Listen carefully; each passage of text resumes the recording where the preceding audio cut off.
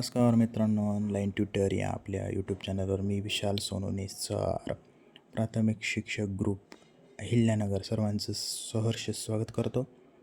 नुकतीच TETची परीक्षा ही पार पडली. सर्वांना ती चांगली गेली असेल अशी आशा करतो आणि पुढील अभियोग्यता चाचणीसाठी की जी फेब्रुवारीमध्ये होईल अशी दाट शक्यता आहे, त्यासाठी पण शुभेच्छा देतो. तर TET चं जे काही नियोजन आहे ते ह्यावेळेस खरंच खूप चांगलं केलं होतं. पारदर्शकपणे ही प्रक्रिया पूर्ण पार पाडली.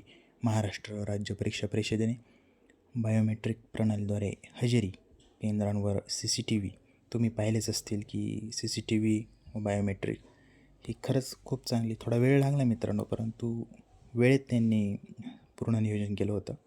आम्हीही त्या प्रक्रियेमध्ये होतो नियोजनाच्या. तर परीक्षेसाठी ज्या काही बायोमेट्रिक प्रणाली आहे त्या गैरप्रकार रोखण्यासाठी त्यांनी त्याचा पुरेपूर उपयोग केला. कॅमेरे असतील त्यासाठी आर्टिफिशियल इंटेलिजन्सचा त्यांनी पुरेपूर फायदा घेतला. तर दोन्ही पेपरसाठी आपल्या जिल्ह्यामध्ये 45 केंद्र होते. तर महाराष्ट्र राज्यांमध्ये सुद्धा अशाच पद्धतीनं नियोजन केलं होतं प्रत्येक जिल्ह्याचं.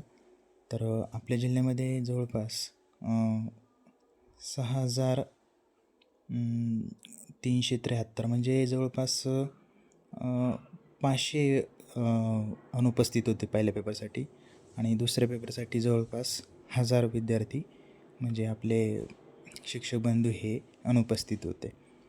तर जवळपास अनुपस्थित राहण्याचं प्रमाण हे खूप कमी आहे. बऱ्याच जणांनी TETचं गांभीर्य लक्षात घेऊन, पुढील भरतीचं गांभीर्य लक्षात घेऊन TET दिली.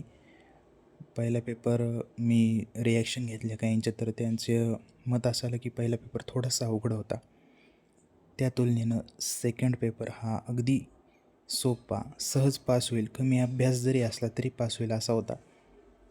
तर तुमचं काय मत आहे हे नक्कीच कमेंटमध्ये कळवा की पेपर 1 आणि पेपर 2 कसा होता, नियोजन कसं होतं आणि पुढील भरतीसाठी तुम्ही आत्तापासूनच तयारीला लागा. नंतर वेळ पुरत नाही, कारण मागच्या वेळेस फक्त 20च दिवस मिळाले होते. पुढील अभियोग्यता चाचणीचं कसं नियोजन करायचं त्याविषयी आपण पुढील व्हिडिओमध्ये माहिती घेऊया. तोपर्यंत धन्यवाद मित्रांनो.